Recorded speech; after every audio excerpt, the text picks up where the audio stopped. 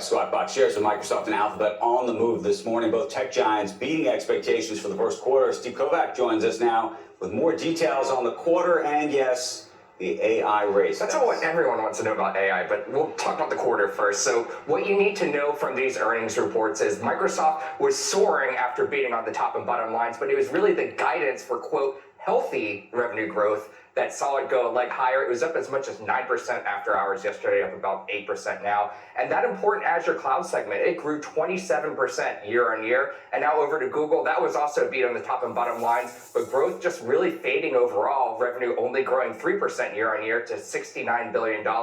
Ad revenue was down in YouTube as well. Shares were just up slightly. And then it's AI, that's the real story. And look, it's clear after listening to these earnings call, guys, the race is on. Microsoft talking about generating actual new sales from AI products already in use with some of its customers. Also bragged about gaining search market share, but in reality, anything they could gain would be meaningless at this point because of Google's dominance there. And Google sounding far more cautious on AI. CEO Sundar Pichai less specific about timing for any plans for revenue-generating AI products, saying, quote, "We'll continue to incorporate generative AI advances to make search better in a thoughtful and deliberate way." So if I had to guess, guys, I think we're not going to really see anything from Google until their developers conference next month. I think that's when they'll show something. Did Microsoft need to get its search business better earlier? Could it have been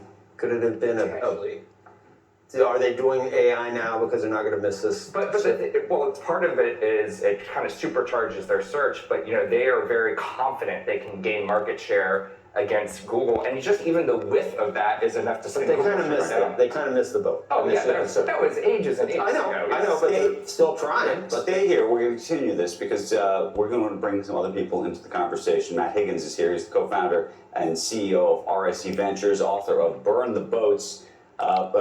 Good morning to you. Here's the question I'm trying to figure out, and it goes to what all of you were just talking about, which is, does Microsoft plan to make money off of Bing? Do we actually think that the search engine is going to be the game changer, or is the real game changer going to be this Copilot service with ChatGPT effectively inside of Microsoft Outlook, inside Microsoft Word, inside Microsoft Excel, and all of that? Matt?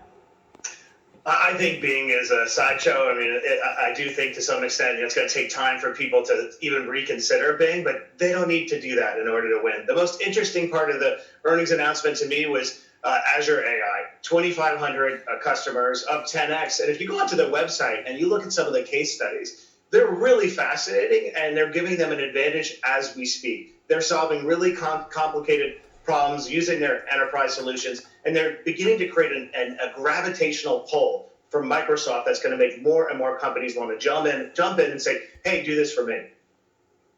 Where do you sit when it comes to Google? Why is Google taking its time, even though clearly they were ahead of the game to begin with? Yeah, I think what I read into Sundar Pichai's statement on being responsible and deliberate and taking their time, I just read that as, oops, we got caught with our pants down here with Microsoft moving so quickly. Is it oops, or is it we think that Microsoft's being irresponsible? That was also my question. If Sundar Pichai was sitting right here, I'd be asking, is the implication there that Microsoft's being irresponsible? Because we know that being AI is not perfect. And we know that Google's own product is not perfect. So are they waiting for perfection, or is this just kind of an excuse because they're behind? Matt, what do you think of that? And part of the other thing is, Microsoft's always had I would say not always, but last 20 years has done a lot of work in Washington to have a better relationship with Washington. The regulatory community thinks that they're responsible. They said yesterday. So maybe they have a little bit more leeway in a way than Google feels like it has, given its more challenged relationship with Washington.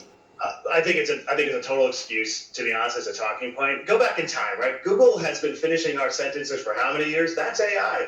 They had the solution in the building. They're like Kodak, 1975. They had the digital camera. And what happened? They had an employee uprising around the safety and the technology, all the arguments we hear right now. So they relatively hit pause. They kept shelving product, not pushing product. Instead of hiring engineers, they hired ethicists. Well, what happens? You get white papers. You don't ship product. And so I think that they're grasping at straws, honestly, and using this argument.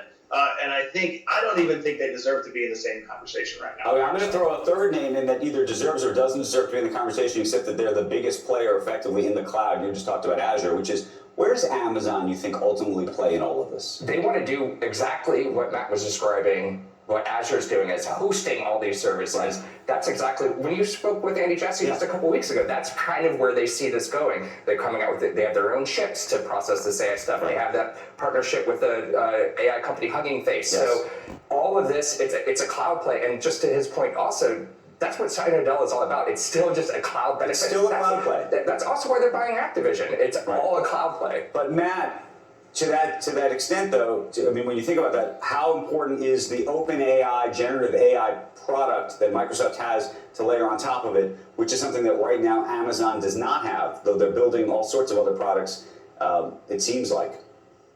Tremendously important. What happens is it creates commoditization around the competitors, right? All right, you're hosting cloud, but what else can you do for me? Now the expectation, it's happening to me. I'm looking across my portfolio after reading those case studies saying, wait, I have that problem. If I just switch cloud services from Amazon to Microsoft, I can get all that too. So I think it's vastly important. I think you're going to see them pulling away market share from Amazon. I'm sure it's happening already because I'm already reassessing my entire portfolio. That's a great name. I just love that name. I like the book behind you.